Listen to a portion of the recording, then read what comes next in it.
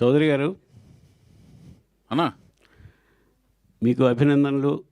కొత్త banner start చేసినందుకు శుభాశీస్సులు. Thank you. బొమ్మరిల్లు బ్యానరు మార్చడానికి కారణం ఏంటి? బొమ్మరిల్లు బ్యానర్ మార్చిందని ఎవరు చెప్పారు? ఫస్ట్ అంటే ఈ న్యూ టాలెంట్ రోడ్స్ అనే బ్యానర్, కొత్త బ్యానర్ స్టార్ట్ చేశారు కదా. బొమ్మరిల్లు బ్యానర్కి ప్రొడ్యూసర్ నేను. ఓకే, నేను ఓన్లీ దీనికి కూలీ పని చేస్తానన్నా. ఓకే. వినాయకరావు గారు, మీరు అల్లూరు సీతారామరాజు ఊటీలో షూటింగ్కి వెళ్ళి రామారావు గారిని ప్రశ్నించారు, రాజకీయాల్లోకి వచ్చారు. మీరు కొత్త ప్రశ్న వేస్తూ నన్ను దేనికి పంపిద్దామని చూస్తున్నారు. అయితే ఏంటంటే అన్న, ఆ బొమ్మరిల్లు బ్యానర్కి నేను ప్రొడ్యూసర్ని, దర్శకుడిని కూడా. ఆవిడ సమర్పిస్తారు. ఈ బ్యానర్ ఏంటంటే ఆవిడి full time producer with the support, backing support of her friends, America friends ఆవిడకి సపోర్ట్ చేస్తుండగా ఆవిడ వాళ్ళ త్రూ ఆవిడ ప్రొడ్యూస్ చేస్తుంటాను. సో దానికి ఓన్లీ నేను మాత్రమే ప్రొడ్యూసర్, నేను డైరెక్షన్ మాత్రమే చేస్తుంటాను. ఓకే. తర్వాత ఉద్దేశం ఏంటంటే ఏమీ లేదు. అది ఉద్దేశం ఏంటంటే మధ్యలో 3, 2, 1 ఏమీ లేదు. ఓకే, మీరు ఎన్టీఆర్ అభిమానం సంగతి అందరికీ తెలిసింది. పర్టికులర్గా పాతాళ భైరవిలో ఆ గెటప్ స్టిల్లు దీనిలో వాడుకోవటానికి ప్రత్యేక రీజన్ ఏమైనా ఉందండి? అది దాంట్లో ఏం లేదు.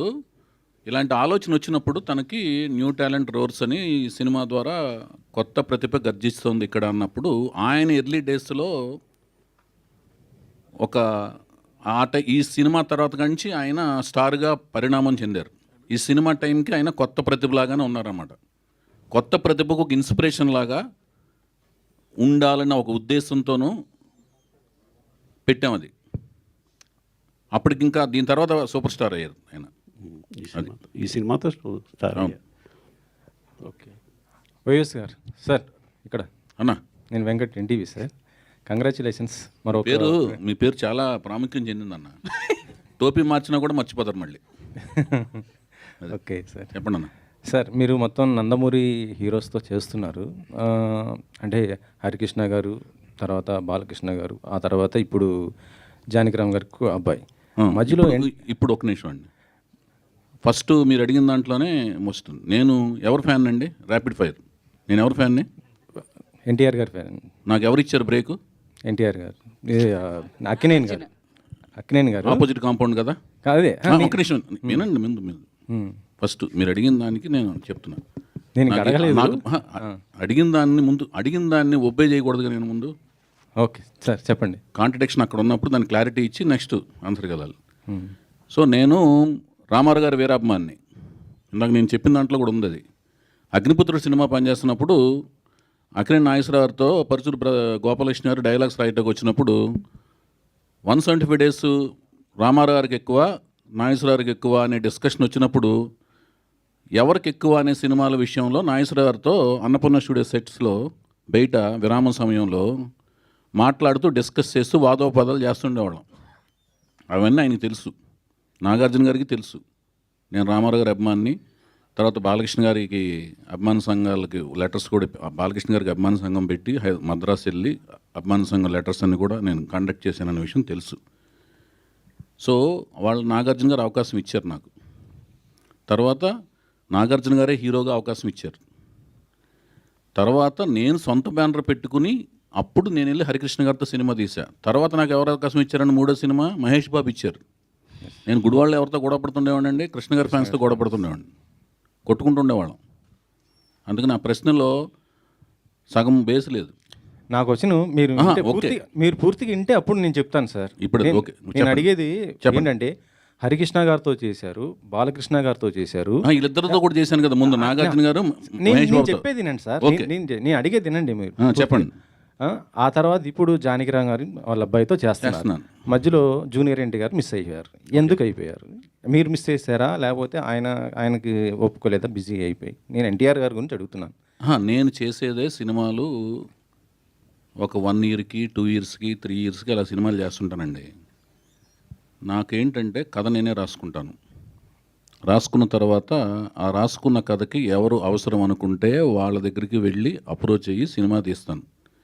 అందుకని ఈ బస్సు దిగి ఇంకో బస్సు వెంటనే ఎక్కేద్దాం అనే తాపత్రయము, కంగారు లేదు లైఫ్లో. నేను ప్రేమ వివాహం చేసుకున్నా. ప్రేమ వివాహం చేసుకున్న తర్వాత ఏమవుద్దండి, భార్య పట్ల విధేయతను, బాధ్యత, కుటుంబం, వాళ్ళతో కూడా సరదాగా తిరుగుతుంటాను. ప్రపంచాన్ని కళ్ళతో చూడటం కంటే కూడా టీవీలో చూడటం కంటే కూడా కళ్ళతో చూడాలి, కాళ్ళతో నడవాలని అనుకుంటాను ప్రపంచంలో చూసే ప్రదేశాలు. సో అవన్నీ చూస్తూ ప్రపంచంలో అన్నీ తిరుగుతూ నేనే కథ రాసుకుని నేనే సినిమా తీసే ప్రాసెస్లో చాలామంది దగ్గరికి వెళ్ళే అవకాశం తక్కువ. కంటిన్యూటీ ఆఫ్ సినిమాలు చేస్తుంటేనే అందరి దగ్గరికి వెళ్ళాలి. ఇప్పుడు లాహిర్లాగర్ అయిన వెంటనే నేను పెద్ద హీరోల దగ్గరికి వెళ్ళి ట్రై చేయొచ్చు. నేను వెంటనే ఎవరితో తీశానండి, సీతయ్య అని మళ్ళీ హరికృష్ణ గారితో తీశాను. సో నేనేంటంటే నాకు ఆలోచన నా బ్రెయిన్లో లేదు పెద్ద హీరోల దగ్గరికి వెళ్ళాలి, లేకపోతే స్టార్డమ్ ఉన్న హీరోల దగ్గరికి వెళ్ళాలి అని ఉండదు. నాకు ఎవరు కరెక్ట్గా నా కథకు రాసుకున్నప్పుడు నాకు కన్వీనియంట్గా ఎవరు అనిపిస్తే వాళ్ళ దగ్గరికి వెళ్ళిపోతాను. వైవిఎస్ గారు అంటే ఆ వెళ్ళినప్పుడు తారక్ దగ్గరికి ఎందుకు వెళ్ళకూడదు అనేది మీ ప్రశ్న అనమాట. తారక్ దగ్గరికి వెళ్ళాలనే కథ నా ఆలోచనలోకి రాలేదంటున్నాను. కానీ వస్తే ఎన్టీఆర్ వెళ్తాను. గారికి ఇష్టమైన మనవడు జూనియర్ జూనియర్ ఎన్టీఆర్ ఎన్టీఆర్ కదా. కదా. సో మీకు ఎందుకు ఆ థాట్ రాలేదు? ఎన్టీఆర్ గారికి ఇష్టమైన మనవడు అని ఎవరు చెప్పారు? ఆయనే చెప్పారు, ఎవరు? బాలకృష్ణ. కాదు, అదే నేను ఒకటి చెప్తాను, అది రాసుకుని పెద్ద పారాగ్రాఫ్తో ప్రింట్ చేస్తారు రేపు పొద్దున. చెప్పండి. అట్లా కాదండి, నేను చెప్పేది అది కాదు. ఎన్టీ రామారావు గారికి ఇష్టమైన మనవడు అంటే మిగతా మనవాళ్ళు ఇష్టం లేదనా? మీరు బట్ చెప్పేది అందరిలోనే అంటే ఒకరని ఉంటది కదా. సార్ మీరు ఇప్పుడు ఒక క్వశ్చన్ వేసేటప్పుడు ఒక సర్టిఫికేట్ ఇవ్వకండి. సార్ మీరు సర్టిఫికేట్ ఇస్తున్నారండి. చాలా సార్లు జూనియర్ ఎన్టీఆర్ కావచ్చు, వాళ్ళ ఆహా, ఫాదర్ కావచ్చు, వీళ్ళంతా ఆయన కూడా చెప్పిందే చెప్పలేదు. కదండి ఇది. ఎన్టీ రామారావు గారు జూనియర్ పబ్లిక్ గా ప్రెస్ మీట్ లో చెప్పలేదు కానీ ఒక family నిమిషం members దగ్గర చెప్పారు ఒక కదా. నిమిషం అండి. తారక్ గారు కూడా చెప్పలా. ఏది, రామారావు గారికే నేను ఇష్టమైన మనవాడిని, నేను ఒక్కడనే ఇష్టమైన మనవాడిని. ఎన్టీ రామారావు, మీరు అడిగిన క్వశ్చన్ ఏంటంటే ఎన్టీ రామారావు గారికే ఆయన ఇష్టమైన మనవాడు అన్నారు. అది మీరు స్ట్రెస్ చేశారు. ఆయన ఒక్కడే ఇష్టమైన మనవాడు కాదు, ఎన్టీ రామారావు గారికి అందరూ సమానమే. అలాగే ఎన్టీ రామారావు గారిని అభిమానించే వాళ్ళందరికీ, అభిమానులు, వంశ వీరాభిమానులందరికీ రామారావు గారి కుటుంబంలోని అందరూ సమానమే. కానీ రామారావు గారు తన పేరుని ఈ మనవడికే పెట్టారు. అది ఒకటి ఆయన పెట్టలేదు, హరికృష్ణ గారు పెట్టారు. హరికృష్ణ గారు పెట్టిన ఇప్పుడు మీరు చెప్పేదనండి, మీరు ఇప్పుడు వినాయకరావు గారు, రామారావు గారు పెట్టలేదు, హరికృష్ణ గారు, జానకి రామ్, కళ్యాణ్ రామ్, తారక రామ్ అని ఆయన పెట్టారు పేర్లు. కానీ ఎన్టీఆర్ గారు రామారావు గారు యాక్సెప్ట్ చేశారు కదా సార్. యాక్సెప్ట్ చేశారు. ఇప్పుడు ఇంకొకటి అడుగుతున్నాను, మీకు న్యూ టాలెంట్ రోర్ సెట్ అనే ఒక సంస్థ స్థాపించి ఒక ప్రొడక్షన్ చేయబోతున్నా. దానికి సంబంధించిన ప్రశ్నలు కావాలా, రామారావు గారి ఫ్యామిలీకి సంబంధించిన దీనికి సంబంధించి నేను అడిగింది ఏంటంటే ఒక్క నిమిషం అండి, హీరోలు అందరు ఇంట్రొడ్యూస్ చేసినప్పుడు ఒకరు మిస్ ఎందుకు చేశారు నేను అడిగాను సార్. ఒక్క నిమిషమేనండి, నేను ఎందుకు చేయలేకపోయినా చెప్పాను. రామారావు గారి ఫ్యామిలీకి సంబంధించిన వాళ్ళ ఇంట్లోని సంబంధించిన కుటుంబానికి సంబంధించిన విషయాలు, దాంట్లో ఉన్న ఇండివిజువల్ డీటెయిల్స్ అవన్నీ మీకు కావాలంటేనేమో అది వేరే రకమైన డిస్కషన్ పెట్టుకుని దానికి సంబంధించిన వ్యక్తులు సమాధానాలు చెప్తారండి. నేను ఇండివిజువల్ అడగలేదు, మీరు ఎందుకు మిస్ చేశారు నేను అడిగాను. ఎందుకంటే నాకు అదే సమస్య. మొత్తం నందమూరి హీరోస్ ఎక్కువ చేసింది మీరే. ఇప్పుడు చెప్తున్నాను, అప్పుడు ఇంతవరకు రాలేదు, అది ఇంతవరకు అలాంటిది ఆలోచన రాలేదు. వచ్చినప్పుడు ఆయన దగ్గరికి వెళ్తాను, తీస్తాను, అది ఓకేనా? ఇప్పటి వరకైతే రాలేదు.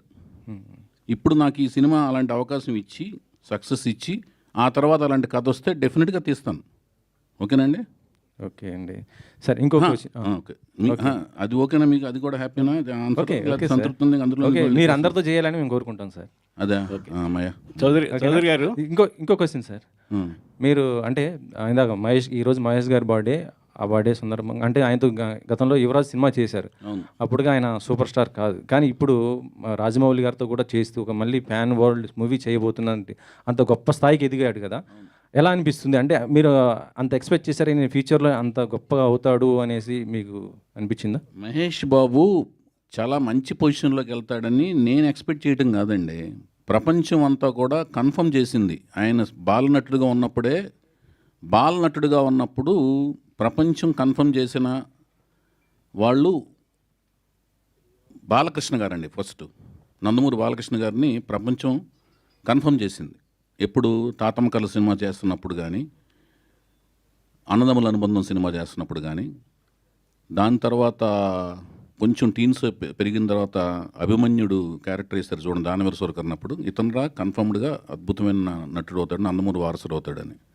అట్లాగే మహేష్ బాబుకి కన్ఫర్మ్ చేశారు, ఘట్టమనేని వారసుడు అవుతాడు ఇతను, డెఫినెట్గా సూపర్ స్టార్ అవుతాడని. సో నాకు నా సినిమా యువరాజు సినిమా దొరకటం అనేది నేను చాలా అదృష్టం కింద ఫీల్ అయ్యాను. అతను ఒప్పుకోవటం అనేది, అన్ని సినిమాలు వెయిటింగ్లో ఉంటే అన్ని పక్కన పెట్టి నా పర్సనల్ చాయిస్కి ఒక రిస్క్తో కూడిన ఎలిమెంట్ని ఒప్పుకొని ఆయన సినిమా చేయడం అనేది చాలా గొప్పగా ఫీల్ అయ్యాను. అంతేకాకుండా చాలా అందమైన మనిషి, అంటే కృష్ణుడు అంటే మీసాలు తీసిన పేడి మొహంలా లేకుండా చిరునవ్వుతో ఉన్నట్టుగా అనిపించాలండి. లిప్స్ పోర్షన్ దగ్గర పేడి మొహం తత్వం రాకూడదు. అలా ఉన్న లక్షణాలు ఈయనకు ఉన్న మెండుగా ఉన్నాయి. అందుకని నేను పట్టి మరీగా యువరాజ్ సినిమాలో కృష్ణుడి గడపలో ఆయన ఏంచి రిక్వెస్ట్ చేసి ఆయన ఎంతో ఒప్పించి కృష్ణుడి గడపలో చూసుకున్నాను ఆయన్ని. ఇప్పుడు చాలా సోషల్ నెట్వర్క్స్లో బాగా హల్చల్ అవుతుంది, మహేష్ బాబుని కృష్ణుడి కింద వేస్తే చూడాలని అనుకుంటున్నాం అని. నాకు అప్పుడే అనిపించింది, మీకు అర్థమైంది కదా నేను చెప్పిన లాజిక్ బిహైండ్ దట్. ఆ పెదాలు ఎలా ఉండాలంటే నవ్వినా కూడా మీసాలు లేకపోయినా కూడా మృదుత్వం ఉండాలి. కృష్ణుడికి చిరునవ్వులో మృదుత్వం ఉంటేనే ఆ కృష్ణుడికి అదేంటి కోమలత్వం ఉంటుంది, ఆ కోమలత్వం ఆయనలో ఉంటుంది. అందుకనే నేను ఆ లిరిక్స్ కూడా యువరాజ్ సినిమాలో చందమామలాగా చల్లనివాడే చిన్ని కృష్ణయ్యలాగా అల్లరివాడే అనే లిరిక్స్ రాయించుకున్నా వేటూరు గారితో. అది ఓకే. వైవిఎస్ గారు చెప్పండి సార్. క్వశ్చన్ ఏంటంటే కీరవాణి గారితో అంటే ఇప్పుడు మ్యూజిక్ సిట్టింగ్ వేయించారా సార్? అంటే ఎలా వస్తుంది ఏంటి అది మ్యూజిక్ కంపోజింగ్ స్టార్ట్ అయిన వెంటనే కంపోజింగ్ స్టార్ట్ అయినాయి అని చెప్పి ఒక అద్భుతమైన వీడియో షాట్ సోషల్ నెట్వర్క్స్లో పెడతామండి. ఆయనతో డిస్కషన్స్ అయితే ఒక ప్రిలిమినరీ సిట్టింగ్స్ లాంటివి మామూలుగా మాట్లాడుకునే డిస్కషన్ సిట్టింగ్స్ లాంటివి జరిగినాయి. మిగతా range of sittings, next level of sittings జరిగిన వెంటనే అన్నీ నేను పెడతాను, వీడియో షార్ట్స్ అవి పెడతాను. ఎందుకంటే మీ సినిమాకి మ్యూజిక్ చాలా హైలైట్ ఉంటుంది, చాలా ఇంప్రెస్గా ఉంటుంది. మీ ఫస్ట్ సినిమా ఏదైనా డెఫినెట్గా అయితే ఆయన మనసు పెట్టి మనసావచ కర్మన పనిచేస్తారండి. నేను అంతే మనసావచ కర్మన ఆయనతో పని చేయించుకుంటాకి విపరీతంగా శ్రమిస్తాను, కష్టపడతాం. ఓకే సార్, నెక్స్ట్ లెవెల్లో ఉంటుంది, ఆ లెవెల్లో ఉంటుంది, అవన్నీ అసలు నేను ఎప్పుడు మాట్లాడను. సార్ సాయిమాధవ్ గారు, ఈ సినిమాలో అంటే డైలాగ్స్ ఎలా ఉండబోతున్నాయి? ఎందుకంటే త్రిపుల్ లాంటి ఒక మూవీస్కి మొత్తం మీరు చేసిన ఏ డైలాగ్ అయినా పవర్ఫుల్ డైలాగ్లు ఉండబోతుంది. ఇప్పుడు ఒక మంచి డైరెక్టర్తో చేస్తున్నారు కదా, డైలాగ్స్ ఏ విధంగా ఉండబోతున్నాయి ఏంటి అసలు? ఖచ్చితంగా బాగుంటాయండి. ఎందుకంటే కథలో అవకాశం ఉంది, మంచి డైలాగ్స్ రాసే అవకాశం ఆ కథలో ఉంది.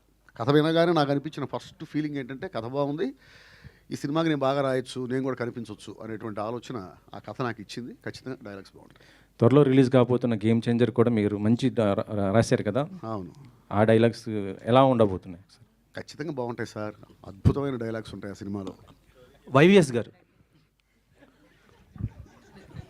హలో అన్న చెప్పండి. క్వశ్చన్ ఏంటంటే మొన్న ఒక లాస్ట్ ప్రెస్ మీట్లో అదే మీరు ఇంట్రడ్యూస్ చేసిన హీరో మీద ఒక కామెంట్ చేశారు. ఎవరండి? రామ్ గారి మీద. దేవదాస్ మూవీకి కామెంట్ నేను చేయలేదు, తమ్మునైల్ కామెంట్ చేసింది, ఏం కాదు. సో తమ్మునైల్స్ అనేవి మా జనబాహుల్యంలోకి వచ్చేసినాయి. అవి కూడా ప్రాణాలు ఉంటున్నాయి. అవి ప్రాణం పోసుకుని, పురుడు పోసుకుని, ప్రాణం సంతరింప చేసుకుని అవి వికృత రూపాలే తిరుగుతున్నాయి మనుషుల మధ్యన, గోస్ట్ లాగా. సరే సార్, అలా నెగిటివ్గా బాగా స్ప్రెడ్ అయింది. లేదు, క్వశ్చన్ ఏంటంటే అది మీరు ఇంట్రడ్యూస్ చేసిన హీరో ఇప్పుడు పాన్ ఇండియా ఫిలింలో యాక్ట్ చేస్తున్నారు అండ్ రిలీజ్కి రెడీగా ఉంది. అసలు రాము, నేను పరిచయం చేసిన వెంకట్, ఆదిత్య ఓం, రామ్, సాయి ధరమ్ తేజ్, మీరు అడిగి చాలా మంచి పని చేశారు. సాయి ధరమ్ తేజ్, హరికృష్ణ గారు, వాళ్ళు నా హృదయంలో టాటూ లాగా ఉంటారు. సో ఆయనది డబల్ ఇష్మార్ట్ అని ఒకటి రిలీజ్కి రెడీగా బ్లాక్ బస్టర్ అవ్వాలని మనస్ఫూర్తి కోరుకుంటాను. అండ్ నా రూమ్మేట్ రవితేజ నా హృదయంలో ఉంటాడు. ఆయనది కూడా సినిమా రిలీజ్ రెడీ. అదే, ఇది నిజంగానే చెప్తున్నాను. ఇప్పుడు 100 రూపాయలు ఇద్దరు సినిమాలు హిట్ అవ్వాలి. ఎందుకంటే రవితేజ ఎంత కష్టపడి పైకి వచ్చాడు నాకు తెలుసు. అతను పడిన కష్టం వెనకాల, ప్రతి కష్టం వెనకాల నేను కూడా ఉన్నాను. ఏది ప్రత్యక్ష సాక్షి, పరోక్ష సాక్షిగా ఉన్నాను. ఇద్దరు రూమ్మేట్స్, రవితేజ నేను 8 years. ఓకేనండి. ఓకే. అండ్ మీరు చాలా సినిమాలు రిలీజ్ అది తమ్మునైల్ సరిగ్గా తప్పు పెట్టారు, రాముకి తెలుస్తుంది. అది తమ్మునైల్కి ప్రాణాలు పోసి దాని క్వశ్చన్లు సంధించకండి భయ్యా. సరే సార్. ఇప్పుడు మీ సినిమాల్లో లాహిర్లో నుంచి చాలా మంచి మంచి సినిమాలు ఉన్నాయి, family oriented films. Okay. So ఇప్పుడు రీ రిలీజ్లు హవా నడుస్తుంది. ఓకే. సో మీ సినిమాల్లో రీ రిలీజ్ చేయాలంటే ఏ సినిమా రీ రిలీజ్ చేస్తారు, అండ్ సీక్వెల్ తీయాలంటే ఏ సినిమాకి సీక్వెల్ చేస్తారు? సీక్వెల్స్ తీయాలి అనుకున్న క్యారెక్టర్ అనుకున్న ముగింపులతో నేను ఏ సినిమా తీయలేదు ఇప్పుడు దాకా, అందుకని సీక్వెల్స్ తీయను. రీ రిలీజ్ చేయాలంటే ఏ సినిమా రీ రిలీజ్ చేస్తారు? అది డిమాండ్ను బట్టి రీ రిలీజ్ చేస్తాను. డిమాండ్ వస్తే రీ రిలీజ్ చేస్తాను. డిమాండ్ రావడం అంటే ఏంటంటే ఎవరిని వచ్చి బాబు మేము ఇంత డబ్బులు ఇస్తాం మీరు ఇస్తారా అంటే రీ రిలీజ్ చేస్తాను. మీ సినిమాలు రిలీజ్ అవ్వడానికి ఎందుకు ఇంత టైం పడుతుంది, ఇంత లేట్ ఎందుకు అవుతుంది? నేను ప్రేమ వివాహం చేసుకున్నాను. నా పేరు మీకు కనిపించేది వైవిఎస్ చౌదరి, కథా స్క్రీన్ ప్లే నిర్మాత దర్శకత్వం. ఓకే, తర్వాత నాకు కనిపించేది వినిపించేది వైవిఎస్ చౌదరి, ఎన్టీఆర్ వీరాభిమాని. ఈ రెండింటికి మధ్యన నా పేరు కుటుంబరావు. అర్థమైందా? కుటుంబంతో పాటు సరదాగా ప్రయాణిస్తుంటాను. సార్ ఫ్యామిలీ గురించి మాట్లాడుతున్నారు కాబట్టి ఒక క్వశ్చన్. ఆమె ప్రొడ్యూసరు న్యూ టాలెంట్ రోర్స్కి ఒక్క మాట ఆమెతో మాట్లాడించారా? ఇంట్లో కూడా ఇంతేనా మీరు? ఇంట్లో కెమెరా పెట్టి చూడండి ఒకసారి, లేకపోతే మీకు మారు వేషం వేసుకుని ఒకరోజు ఒక ఇంట్లో ఎలా రావాలి మీరు? పనమ్మాయి అంటే బాగుండదు కాబట్టి చెప్పేదనండి, ఏదన్నా వస్తువులు అమ్మటాకో చీరలో ఏదో అమ్మటానికి రండి, తెలుస్తుంది అట్లా కాదండి. అసలు స్వరూపం. ఇందాక స్టేజ్ మీద కూడా మీరు మాట్లాడారు, సాయి మాధవ్ గారితో మాట్లాడించారు, ప్రొడ్యూసర్తో ఒక్క మాట మాట్లాడించారా? ఆవిడ మైక్ టైసన్ కాదండి. మీరు డబ్బులు పెడుతున్నారా? చెప్పేదండి, ఆవిడ మైక్ టైసన్ కాదు, నేను మైక్ టైసన్ని. లోపల మాత్రం ఆవిడ టైసన్ మించిన బలవంతురాలు. వైవిఎస్ చౌదరి గారు హాయ్. అన్న, చెప్పండి. ఇక్కడ వైవిఎస్ గారు చెప్పండి. కంటిన్యూ చేసి ఆపేస్తా ఇంకా చెప్పండి. క్వశ్చన్. యాక్చువల్లీ మీరు సీనియర్స్ని తీసుకున్నారు, లిరికిస్ట్గా కావచ్చు వీళ్ళంతా, కీరవాణి గారు, సాయి మాధవ్ గారు. బట్ ఆర్టిస్టుల విషయానికి వస్తే కొత్త వాళ్ళని తీసుకుంటున్నారు. ఏంటి డిఫరెంట్ ట్రాక్స్? కాదండి, వీళ్ళు ఒక సాహిత్యము సంపద అంతా ఉంటుంది కదండి. సాహిత్యము తర్వాత సంగీతము, ఇదంతా ఏంటంటేనండి అది విషయ పరిజ్ఞానం. ఆ విషయ పరిజ్ఞానం అనేది వాళ్ళతో పోటీతత్వం. మనకంటే తెలివితేటలు ఎక్కువ ఉన్న వాళ్ళతో సంభాషించి సంగీతపరంగా కానీ సాహిత్యపరంగా కానీ వాళ్ళతో పోటీ పడి వాళ్ళ దగ్గర నుంచి విషయాన్ని డ్రా చేసుకోవాలండి. ఓకేనండి. ఇక్కడ నటీనటుల తత్వానికి వచ్చేదానికి ఏమవుద్దంటే కొత్త టాలెంట్ని నాకు 13 ఏళ్ళ ఎక్స్పీరియన్స్ ఉందండి సినిమా ఫీల్డ్కి వచ్చిన తర్వాత. అసిస్టెంట్ డైరెక్టర్గా, అసోసియేట్గా విపరీతమైన నేను ఈ రంగాల్లో అన్నిటిలోనూ ఇట్లో నైపుణ్యం ఉంది, అవగాహన ఉంది, నటన పరంగా అన్నిటి మీద పట్టు ఉంది. కానీ వీటి మీద నేను రాసేది కథ రాయగలను కానీ డైలాగ్ రాసే దాని మీద నాకు పట్టు లేదు. సంగీతపరంగా అవగాహన ఉంది కానీ సంగీతం చేసే అంత పట్టు లేదు. సాహిత్యపరంగా లిరిక్స్ పరంగా అవగాహన ఉంది కానీ చేయించుకోగలిగిన అవగాహన ఉంది కానీ రాయించుకోగలిగిన అవగాహన ఉంది కానీ దాని మీద పట్టు లేదు. నటన పరంగా మాత్రం నేను చేయించగలను, వాళ్ళు చేయకపోతే చేసి చూపించగలను, అందుకని వాళ్ళని తీసుకుంటున్నాను. సార్ చౌదరి గారు, సార్ హీరోయిన్ కోసం బయట ఎక్కడో తిరిగారు, ఇంట్లోనే అందమైన పాప ఉంటే ఎందుకు హీరోయిన్గా ట్రై చేయలేదు? ఇంట్లో అందమైన పాప ఎవరండి? మీ అమ్మాయి ఎలమంచిలో ఎక్కుతా. ఆ పాప వస్తే ఫస్ట్ టైం హీరోయిన్ ఆవిడే అనుకున్నాం మేమంతా. మీరు అనుకున్నారు అలాగూ?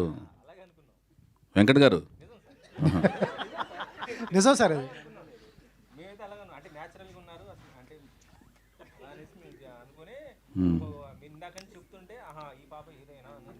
మీరు Q&A పెడితే కుంపట్లో పెడతారన్నమాట. మీరు హాయిగా జరుగుతున్న కుటుంబరావు ఇంట్లో కుంపట్లు పెట్టే మీ వెంకట్ గారు, మీ పేరేంటి భయ్యా? వైవిఎస్ గారు మీకు ఒక నాయసరారు, వైవిఎస్ పున్నమి నాగు లాంటి వాళ్ళు మీరు. కాదు, హీరోయిన్ అయితే కుంపటి పెట్టినట్లా కాదండి, వాళ్ళ ఆలోచన వేరే ఉన్నప్పుడు ఇంకొక ఇన్సెక్ట్ని లోనకు దూర్చినట్టు అనమాట. అది వెళ్ళి తొలుస్తుంటుంది, అది కొత్త రకమైన కుంపటి. గీత గారికి వస్తున్నాండి. గీత గారు, ఈ సినిమాకి మీరు ప్రొడ్యూసర్ అండి, చౌదరి గారికి అవకాశం ఇచ్చారా, ఆయన తీసుకున్నారా? నాకు తెలుసు కదండి ఎంత కష్టపడతారు అసలు. ఆయన విపరీతంగా కష్టపడతారు కాబట్టి ఆయనకి మించి ఇంకెవరు ఆప్షన్లు లేరు ప్రస్తుతానికి. అంతే ఎంత ఇస్తే అంత, ఎంత పడేస్తే అంత తీసుకుంటాను భయ్యా. ఆవిడకి మాట్లాడతాం రాదని చెప్పాను కదా, చివరికి పడేసి తీసుకుంటాం కదా. అది వైవిఎస్ చౌదరి గారు ఎక్కడండి? అన్నా మీరు ఇప్పుడు విద్యారావు అని కొత్త అమ్మాయిని వీణారావు అమ్మాయిని పరిచయం చేస్తున్నారు. వీణారావు. వీణారావు అయితే మీరు పీక్స్లో ఉన్నప్పుడు తెలుగు అమ్మాయిని పరిచయం చేయాలని చెప్పి ఎందుకు ట్రై చేయలేదు? అప్పుడు బాలీవుడ్ హీరోయిన్ల వైపు ఎందుకు వెళ్ళారు? పీక్ అనేది కొలమానం ఏంటి భయ మీకు? అంటే వరుస ఆలోచనలా విజయాలా? వరుస విజయాలు. వరుస విజయాలు. విజయం అనేది ఆలోచనలు, మన ఆలోచనలు థియేటర్కి వచ్చిన 100 మందిలో 60 మందికి రీచ్ అయితే విజయం భయ్య, 40 మందికి మాత్రం రీచ్ అయితే అపజయం. అంతేగాని ఆలోచన సరళి అంటే థింకింగ్ ప్యాటర్న్ లేనప్పుడు కాదు. థింకింగ్ ప్యాటర్న్ చురుగ్గా ఉంది, మనం ఆలోచించింది రీచ్ కాలేదు అంటే ఏంటంటే దాని అర్థం ఏంటంటే మనం ఆలోచిస్తున్నామా లేదా, జడత్వం ఉందా లేదా అనేది మెయిన్. ఆలోచించాం. ఫెయిల్యూర్కి సక్సెస్కి ఫెయిల్యూర్కి ఒకే కృషి చేస్తాం. బేసిక్గా కృషి చేస్తున్నాడా ఇతను, లేజీ ఫీల్ అయిపోయాడా, బ్యాడ్ హ్యాబిట్స్కి ప్రో అయి ఉన్నాడా అనేది మెయిన్ అండి. ఫస్ట్ పీక్స్కి దానికి క్లారిఫికేషన్ ఇస్తున్నాను. ఇప్పుడు ఎందుకు అనిపించింది, అప్పుడు ఎందుకు అనిపించలేదంటే వరుసగా ఎప్పుడు ఒక మనిషి ఒకేలాగా ఆలోచించడు. ఒక టైం వరకు ఒకలాగా ఆలోచించిన తర్వాత ఆలోచనలో మార్పు వస్తుంది.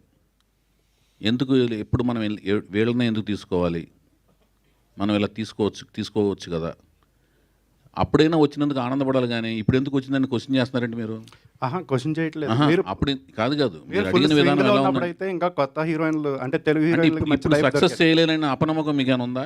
అలాగే సినిమా అయిన తర్వాత క్వశ్చన్ మీట్లో ఏదైనా కనపడినప్పుడు ఎక్కడ అడుగుపోయేది, ఎలాగైనా ఆ అమ్మాయి ప్రోడక్ట్ని ఎలాగైనా సక్సెస్ చేసి చూపిస్తా భయ్యా, అయితే ఆవిడని ఎలాగో సక్సెస్ చేసి చూపిస్తాను. ఓకే.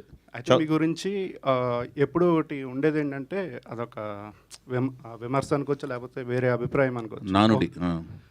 ఒకే కేటగిరీకి ఒకే వర్గానికి చెందిన హీరోలతో ఎక్కువగా సినిమాలు చేస్తారని చెప్పి. అది ఎందుకు ఉందో మరి అర్థం కావట్లేదు. నేను ఇప్పుడు నాగార్జున గారితో చేశాను, తర్వాత మహేష్ బాబుతో చేశాను. ఆయన వేరే అంటే మీరు చెప్పేది సామాజిక వర్గమా? అవునండి. మరి నేను మరి సాయిధరం తేజ్తో తీశాను కదా సినిమా. అదే ఒకళ్ళిద్దరు మించి సాయిధరం తేజ్ ఒకళ్ళిద్దరంటే ఇంకేం వర్గాలు ఉన్నాయి? ఏదైనా వర్గాలు తీసారంటే తీస్తాను. ఒక విమర్శ ఉంది కదా. కాదు, ఆదిత్యవం ఏ వర్గం? సామాజిక వర్గం. ఆదిత్యవం ఒక హీరో కదా అందులో, కాదా? అతను కాదా హీరో? సుమన్ గారు ఏ సామాజిక వర్గం అందులో? సుమన్ కూడా హీరోనేగా. వినీత్ గారు ఏ సామాజిక వర్గం? హరికృష్ణ గారు హీరోనా అందులో? లాహిర్లో 4 హీరోలు, అందులో 3 హీరోలు వేరే సామాజిక వర్గాలు కదా. ఏంది భయాలు? నేను ఒక్క నిమిషం, నేను ప్రేమ వివాహం చేసుకున్నా కదా, ఈవిడే సామాజిక వర్గం, ఆవిడే సామాజిక వర్గం భయ్యా అనుకో ఆవిడ్ని. ఏంది తమ్ముడు చౌదరి గారు? ఎక్కువ మంది అభిప్రాయం అదండి. అభిప్రాయాన్ని క్లారిఫై చేశారు, మంచి పని చేశారు, మీకు దండం. మీ అభిప్రాయాన్ని క్వశ్చన్ రూపంలో అడిగి మంచి క్లారిఫికేషన్ ఇచ్చారు, ధన్యవాదాలు. చౌదరి గారు ఇక్కడ అన్నా, మీరు తీస్తున్న సినిమా ఏ జోనర్కి సంబంధించింది? మామూలు రెగ్యులర్ సినిమానా, లేకపోతే జోనర్లో జానపదం ఇవన్నీ ఏమన్నా? తెలుగు సాహిత్యం సంప్రదాయం, హైందవ సాంప్రదాయాలు, కట్టుబాట్లు ఇవన్నీ కూడా ఉంటాయండి, రిఫ్లెక్ట్ అవుతుంటాయి. విలువలు ఇవన్నీ ఉంటాయి. ఓకే. ఉంటూ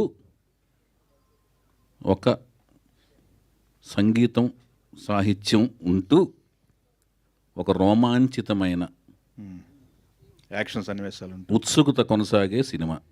దీంట్లోంచి మీరు ఏమి రాసుకోండి అంతే. ఓకే. ఇవన్నీ ఉంటాయి. తెలుగు సినిమానైనా పాన్ ఇండియా సినిమానా? తెలుగు వరకేనా? తెలుగు సినిమా దాని విస్తృత స్థాయికి వెళ్తుందా లేదా అనేది మేకింగ్ స్థాయిలో మీకు అర్థమవుద్ది. ఓకే, అంతే. బడ్జెట్ ఏమాత్రం పెట్టారు ప్రొడ్యూసర్ గారు? మీకు అన్ని లెక్కలు చెప్తే ఎలా? స్కేల్ అర్థం కావాలిగా. స్కేల్ చిన్న సినిమా చేస్తున్నారు, పెద్ద సినిమా. నేను ఎప్పుడు చిన్న సినిమాలు తీయలేను భయ్యా. చిన్న సినిమాలు అంటే అంటే 1 కోటి రూపాయలు, 2 కోట్లు, 3 కోట్లు, సింగిల్ డిజిట్ సినిమాలు ఎప్పుడు లేదు. అలానే డబల్ డిజిట్స్తో స్టార్ట్ అయిన మొదటి అంకిల్ సినిమాలు కూడా తీయలేను. చాలా పెద్ద సినిమాలు తీస్తాను. ఓకే. చౌదరి గారు అలా చెప్పండి. మోక్షజ్ఞ గారు ఇంట్రడ్యూస్ అవుతున్నారని తెలిసింది. అవును. మీ దాకా వచ్చిందా సార్ అది? అంటే ప్రాజెక్టా లేకపోతే న్యూసా? న్యూస్ కదా, ప్రాజెక్ట్. లేదు, నాకు రాలేదు. కానీ ఆ సినిమాకి ఎప్పటి నుంచో మేమందరం ఆ న్యూస్ కోసం వెయిటింగ్. అది ఒక మంచి కాంబినేషన్ అని నేను చాలా హ్యాపీ ఫీల్ అయ్యాను ఆ న్యూస్. ఎందుకంటే నాకు తెలిసి ఆ న్యూస్ అంటే ఒక కాంబినేషన్ అని నాకు అర్థమైంది. ఆ కాంబినేషన్ అయితే ఎక్సలెంట్ కాంబినేషన్ అని నేను. సార్ ఎన్టీఆర్ గారు అంటే విపరీతమైన అభిమానం మీకు, చాలా ప్రేమ. ఆయన జీవిత చరిత్ర 1, 2 వచ్చినప్పుడు ఆ ఆలోచన నాకు ఎందుకు ముందుగా రాలేదని ఎప్పుడైనా బాధ అనిపించిందా? బాధ ఏమి అనిపించలేదు, నాకు రాలేదనిపించలేదు. నేను ఎప్పటికైనా తీద్దామని మాత్రం నేను లైఫ్లో అనుకున్నాను నేను.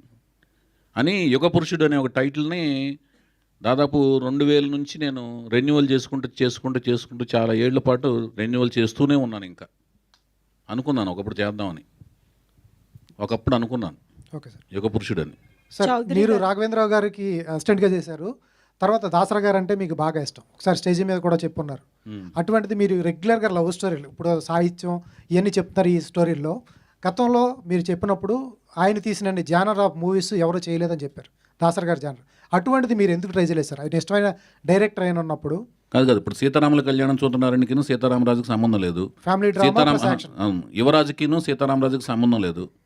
తర్వాత లాహిర్కిను యువరాజు సీతారామరాజులకు సంబంధం ఉండదు. మీరు చూడండి, చెప్తున్నాను. యువరాజులు అసలు ఏమీ మహేష్ బాబుతో అటెంప్ట్ చేయాల్సిన ఫిల్మ్ లాగా ఉండదు అలాగే. అందులో యాక్షన్స్ ఉండవు, ఏముండవు. అలా ప్రయోగాత్మక చిత్రం అది. ఆయనే ఒక కెరీర్ స్టార్టింగ్ స్టేజ్లో ఆయనకు ఒక పిల్లోడు లాంటి సినిమా దాన్ని థియేటర్లో కూర్చోబెట్టి జనాలని ఒప్పించడం అనేది చాలా కష్టమైన సినిమా అది. తర్వాత లాహిర్ 4 జంటల ప్రేమ కథలు, అవి అసలుకి అదొక రకమైన, మళ్ళీ దాంట్లో పగా ప్రతీకార మార్కులు కూడా ఉంటాయి. దాని తర్వాత వచ్చిన సినిమా సీతయ్య అసలు పోలీస్ ఆఫీసర్ సబ్జెక్ట్ కదా, అది వెరైటీ కదా అసలు కదా, ఫ్యాక్షన్. అది ఫ్యాక్షన్. దేవదాస్ వేరు, లవ్ ఫ్యాక్షన్ ఇక్కడే ఉండిపోయారు. ఫ్యామిలీ డ్రామా ఉందిగా సీతారామరాజు, అన్నదమ్ములు విడిపోవడం, ఇంకేం కావాలి మీకు? సోషల్ అవేర్నెస్ అని ఒక్క మగాడు చేశాను. దాని తర్వాత రే అనేది వెస్ట్రన్ స్టైల్ ఆఫ్ ఫిల్మ్ చేశాను, ఏదో ఒకటి పాప్ వరల్డ్కి వెళ్ళాను. సార్ ఇంత చాలా క్రాఫ్ట్ మీద ఇంకే టైప్ సబ్జెక్ట్ చేయాలి మీకు చెప్పండి సార్? అట్లానే కదా మీరు చెప్పారు, ఆయన తీసిన జానర్ ఆఫ్ మూవీస్ ఎవరు చేయలేదు, అటువంటి ట్రై చేస్తే బాగుంటుంది. ఒకసారి స్టేజ్ మీద ఎవరు ట్రై చేస్తారని చెప్పట్లేదు. ఆయన యొక్క ఒక వ్యక్తి గురించి పొగిడేటప్పుడు ఆయన ఎన్ని రకాల పార్సల్ తీశారు అనేది చెప్పటం అనేది. ఇప్పుడు మీ గురించి చెప్పాల్సి వస్తే మీరు ఇలాగ స్నఫ్ కలర్ షర్టు ప్యాంట్ వేసుకొస్తారు ఎప్పుడు, ఆయన టేస్ట్ ఇది అని చెప్తాం. ఆయనలాగా నేను ప్రయత్నించలేదు, అలాంటి ప్యాంట్ షర్ట్ వేసుకొస్తానని దాని అర్థం కాదు. అది ఆయన యొక్క గొప్పతనం చెప్తాం. నా ఉద్దేశం అది. నా ఉద్దేశం ఏంటంటే, ఇష్టమైన దర్శకుడు అన్నారు కాబట్టి అమరాజీనామా కానీ సూర్యగడ్ లాంటి అటెంప్ట్. అదేనండి, అదే చెప్పేదండి. అది కాలం ప్రకారం మాకొచ్చిన ఐడియాలతో వెళ్ళగలం. ఏ ఇద్దరు వ్యక్తుల యొక్క మనస్తత్వాలు ఒకే రకంగా ఆలోచించవు. ఎందుకంటే మనం పుట్టి పెరిగిన కుటుంబ పరిస్థితులు, మనం చదివిన పుస్తకాలు, మనం కలిసిన స్నేహితులు, మనం ఎదిగిన కాలమాన పరిస్థితులు, ఇంకొక వ్యక్తి కాలమాన పరిస్థితులు ఒకటేలాగా ఉండవు. ఒకే కుటుంబంలో పుట్టిన ఇద్దరు వ్యక్తుల మనస్తత్వాలు ఒకే రకంగా ఉండవండి. అందుకని ఒకేలాగా ఆలోచించలేము. కార్బన్ కాపీలు మెయింటైన్ అవ్వవు. అందుకని ఆదర్శం వేరును, ఎనాలిసిస్, ఒక వ్యక్తిని అనాలిసిస్ చేయడం వేరును, అతనిలాగా అనుకరించాలనుకుంటే అవ్వలేమంటున్నాను. నేనైతే డిఫరెంట్ జానర్స్ ట్రై చేశాను, కుదిరినంత వరకు చేశాను. చౌదరి గారు, హలో అండి. చౌదరి గారు, హాయ్ అండి. ఇక్కడ చౌదరి గారు, అయితే ఇప్పుడు నందమూరి ఫ్యామిలీ నుంచి తారక రామారావుని ఇంట్రడ్యూస్ చేస్తున్నారు కాబట్టి వర్క్ షాప్స్ ఏమైనా చేశారా? అబ్బాయి యాక్టింగ్ స్కిల్స్ అనేది మీరు ఎలాగో చూసుంటారు. వర్క్ షాప్స్ అనేది స్టార్ట్ చేస్తే ఎలా ఉన్నాయి తన స్కిల్స్? తను నేనేనండి, అన్నీ తానే అన్నట్టుగా ఆయనకి ఎక్కడో కొంత నేర్చుకున్నాడు. ఆయన నటన పరంగా కొంత ప్రాక్టీస్ చేశాడు. డ్యాన్స్ ఆయనకి పర్సనల్గా చిన్నప్పుడు ఏదో కొంత నేర్చుకున్నాడు. తర్వాత స్వయంగా తన డ్యాన్స్ బాగా స్వయంగా నేర్చుకున్నాడు. అన్ని అబ్జర్వ్ చేసి బాగా, గ్రాహక శక్తి ఎక్కువ ఉంది ఆయనకి. చాలా బ్రహ్మాండంగా చేస్తాడు డ్యాన్స్, ఎక్సలెంట్ డాన్సరు చౌదరి గారు.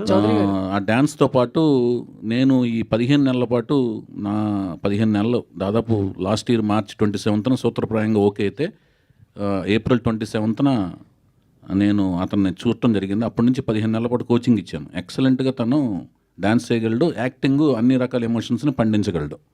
అది మీరు లాస్ట్ ప్రెస్ మీట్లో చెప్పారు, ఐస్ చాలా బాగా డిస్క్రైబ్ చేశారు తనవి. అంటే యాక్టింగ్ లో కూడా అవి ఉండబోతున్నాయి అనేది మీరు. అవును, కళ్ళతో అభినయించగలడు అతను. సాయి మాధవ్ గారు, సో బేసికల్లీ ఎన్టీఆర్ ఫ్యామిలీకి సంబంధించి ఏ డైలాగ్స్ రాసినా కూడా పులులు, సింహాలు, అలాగే చాలా ఉంటాయి, మీసాలు, ఇవన్నీ. సో ఈ సినిమాలో కూడా ఆ ఫ్యామిలీ నుంచే హీరో వస్తున్నారు. మరి మీ డైలాగ్స్ ఎలా ఉంటాయి? సేమ్ ఇట్లనే ఉంటాయా? ఏ సినిమా అయినా కథను బట్టి ఉంటాయమ్మా. కథను బట్టే కానీ పులులను బట్టి, సింహాన్ని బట్టి ఉండవు. పులులకి సింహాలకి డైలాగ్ రాసినా కూడా వేస్ట్ అయి చెప్పలేదు. చౌదరి గారు, చౌదరి గారు, this is Chandu, anchor from filmy looks. So first of all congratulations. అంటే చాలా గ్యాప్ తర్వాత మళ్ళీ వస్తున్నారు, చాలా మందికి హ్యాపీ అది. అంటే 9 years గ్యాప్ వచ్చింది సార్. ఈ 9 years గ్యాప్లో ఇండస్ట్రీ కూడా చాలా చేంజ్ అయింది, 24 క్రాఫ్ట్స్లో కూడా చాలా డెవలప్ అయింది, అండ్ ఇండస్ట్రీ కూడా ప్రపంచానికి తెలిసింది. అండ్ మీ సినిమాల నుంచి కానీ ఈ 9 yearsలో వచ్చిన సినిమాల నుంచి కానీ ఇండస్ట్రీలో ఈ గ్యాప్ టైంలో మీరు ఇంకెక్కువ ఏమైనా తెలుసుకోవడానికి, ఎక్కువగా ఏమైనా నేర్చుకోవడానికి ఏమైనా ప్రయత్నించారా? నిరంతరం స్టడీ చేస్తున్నాను భయ్యా, నిరంతరం స్టడీ చేస్తున్నాను. నా వెనకాల కెమెరా పెట్టుంటే మీకు అర్థమయ్యేది. నేను చదివే పుస్తకాలు కానీ, చూసే మనుషులు కానీ, చూసే సినిమాలు కానీ, నేను టెక్నికల్గా ఏమేమి సినిమాలు తీస్తున్నారు, ఎట్లా తీస్తున్నారు, ఎలాంటి ఎక్విప్మెంట్లు వచ్చినాయి, ఎలాగ పరిశ్రమిస్తున్నారు, ఎలాంటి స్క్రీన్ ప్లే చేస్తున్నారు, అన్ని ప్రతి సినిమా నేను చూస్తుంటాను. ఐమాక్స్కి మీరు వచ్చినా రాకపోయినా అన్ని సినిమాలు నేను చూస్తుంటాను. దాని వెనకాల అంత స్క్రీన్ ప్లే టర్మ్స్లో వర్క్ చేశారు, దానికి ఎంత లైటింగ్ ప్యాటర్న్స్ ఎలాంటివి మారుతున్నాయి, ఎలాంటి ఎక్విప్మెంట్లు పెట్టి ఏం చేస్తున్నారు అన్నీ నేను నిరంతరం దాని గురించి పరిశ్రమిస్తుంటాను, అన్వేషిస్తుంటాను, తెలుసుకుంటా ప్రయత్నిస్తున్నాను. వైవిఎస్ గారు, థ్యాంక్ యూ అండి, థ్యాంక్ యూ సో మచ్. ఒక్క నిమిషం. పాతాళ భైరవి సినిమాని ఏమైనా సోషలైజ్ చేస్తున్నారా? అదేం లేదండి, అదేం లేదు. చెప్పండి భయ్. గీత గారు, న్యూ టాలెంటెడ్ రోల్స్ అని పెట్టారు యాక్చువల్గా. మరి మిగతా నటినట్లు వీళ్ళందరినీ కొత్త వాళ్ళని పరిచయం చేస్తున్నారు, బట్ డైరెక్టర్గా వైవిఎస్ చౌదరి గారిని మళ్ళీ రీఇంట్రడ్యూస్ చేయడానికి రీజన్ ఏంటి? ఆయనకి మంచి పని, కూలి పనికి ఎవరు చేయగలరు? చౌదరి గారు అంతా ఒకే డైలాగ్ అన్నిటికీ సరిపోయే డైలాగ్ అదే అండి. అయితే కథ ఒప్పించారా ఆయన, లేకపోతే మీరు కథ ఒప్పుకున్నారు, సాటిస్ఫైడ్ ఒప్పుకున్నారా, లేకపోతే ఆయన ఒప్పించారా బలవంతంగా? నాకు ఏ కథ వచ్చినా ఆవిడకి ముందు చెప్తానండి, అందుకని ఒప్పుకుంటుంది ఆవిడ. ఫైనల్ క్వశ్చన్ ఒకటి గీత గారికి. మీ న్యూ టాలెంటెడ్ రోల్స్ ఇప్పుడు ఎన్టీఆర్ గారి కుటుంబం నుంచి ఒకరిని పరిచయం చేస్తున్నారు కదా, మరి నెక్స్ట్ ఆయనకి ఎంతో ఇష్టమైన మహేష్ బాబు గారి అబ్బాయి కూడా మరి ఉంది కదా, ఆయన కూడా మీ బ్యానర్లో ఇంట్రడ్యూస్ అయ్యే అవకాశం ఏమైనా ఉందా? గౌతమ్ కృష్ణ అవకాశం వస్తే తప్పకుండా. సార్ చౌదరి గారు, మీరు ఇప్పటివరకు హీరో హీరోయిన్ పరిచయం చేయలేదు అంటే సినిమా షూటింగ్ స్టార్ట్ చేశారా, స్టార్ట్ చేసిన తర్వాత వాళ్ళని పరిచయం చేస్తారా, స్టార్ట్ చేయక ముందు చేస్తారా? నెక్స్ట్ ఈవెంట్లో వాళ్ళ యొక్క ఫొటోస్, వాళ్ళ యొక్క వీడియోస్ అన్ని మీకు పరిచయం చేస్తాను. మీ అనుమతి తీసుకుని షూటింగ్కి వెళ్తాను. చౌదరి చెప్పండి, మీరు అడగండి అమ్మా. Anjali from TFPC. So first event వచ్చేసి బాలయ్య గారి బర్త్డే రోజు, సెకండ్ ఈవెంట్ వచ్చేసి మహేష్ బాబు గారి బర్త్డే రోజు, సో థర్డ్ ఈవెంట్ ఈ మూవీకి సంబంధించి ఎవరితో పెట్టమంటారు చెప్పండి. సెప్టెంబర్, అదే నా క్వశ్చన్, September 2nd ఉంటుందా, లేకపోతే నాగార్జున గారి బర్త్డే August 29th? మీరు ఎప్పుడు పెట్టమంటే అప్పుడు పెడతా. ఓకే, నెక్స్ట్ ఎవరి బర్త్డే కోసం ఎదురు చూడాలని, అంతేనా? Yeah, thank you so much for this lovely interaction. మరిన్ని వేదికల్లో ఈ సినిమా గురించి, ప్రాజెక్ట్ గురించి మరిన్ని విశేషాలు తెలుసుకుందాము.